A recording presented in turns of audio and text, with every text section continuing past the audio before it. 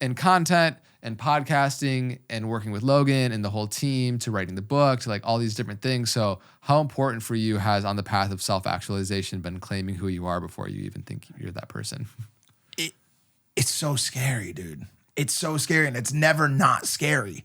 You know, like I feel like there's this like weird like belief that people just like jump into shit because they're more confident than you, like, or because like they're better than you in some way. Anytime I do something new, as you can tell by my sweating, you know what I'm saying, or panic attacks or whatever, I'm frightened, bro. Like I was frightened the first time I got on a stage and gave a seminar. I was frightened the first time I got all those dogs at dog camp.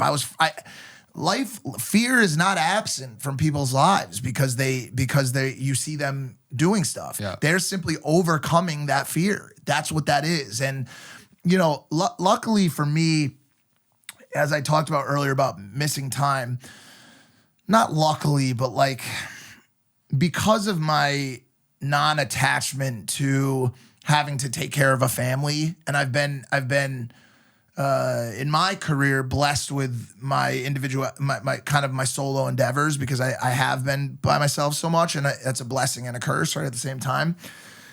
There's something to be said about taking chances when you are still an unknown.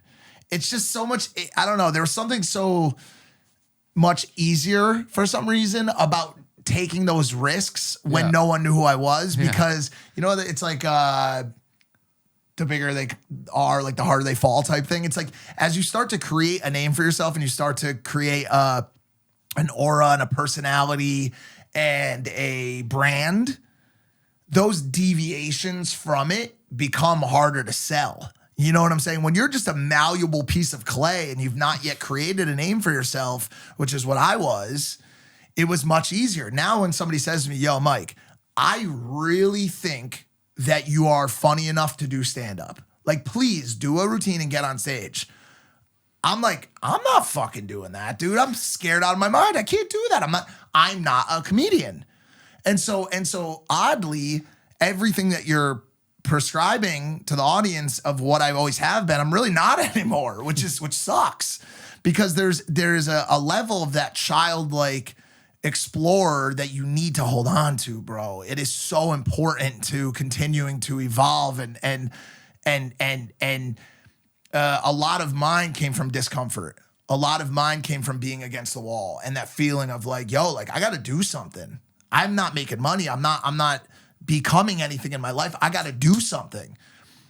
Comfort is one of the worst things you can ever feel in this life. You think you always want it. I've been comfortable for 3 years now and I could stay here.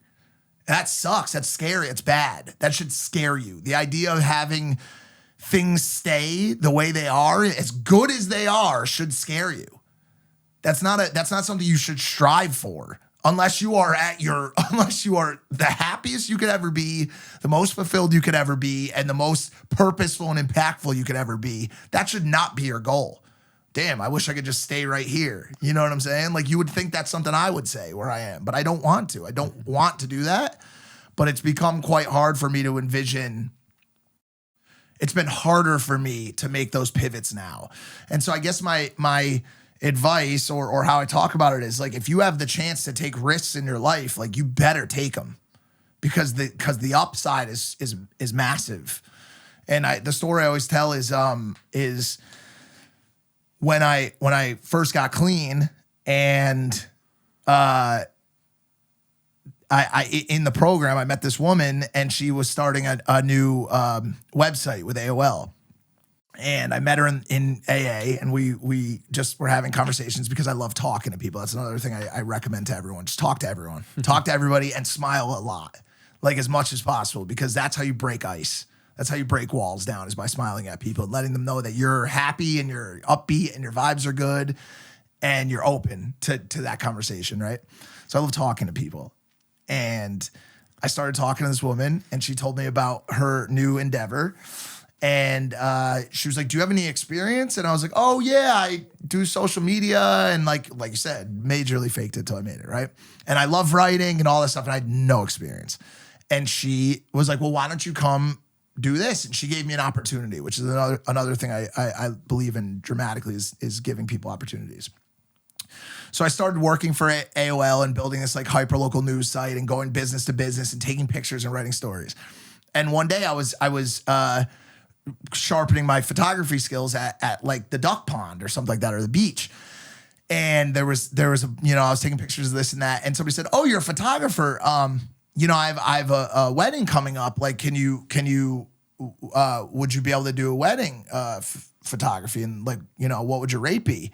And I was like, "Oh yeah, I am a wedding photographer. I love shooting weddings. That's one of my favorite things to do. And my rate, what's your budget? Like just made it up as I go." So I did this wedding. It was like $750. And with that money, I bought a DJI drone, one of the first Phantom drones, right? And I started flying this thing around. And someone came up to me while I was flying the thing around and said, "Yo, that thing's awesome. Like, would you ever fly it over a wedding?" And I said, "That's funny you say that. I'm one of the greatest wedding aerial cinematographers." And I became one of the first people to ever fly a drone around a wedding. And so, yeah, there is a certain semblance of faking it till you make it that you have to kind of exhibit, and that led to everything that I have.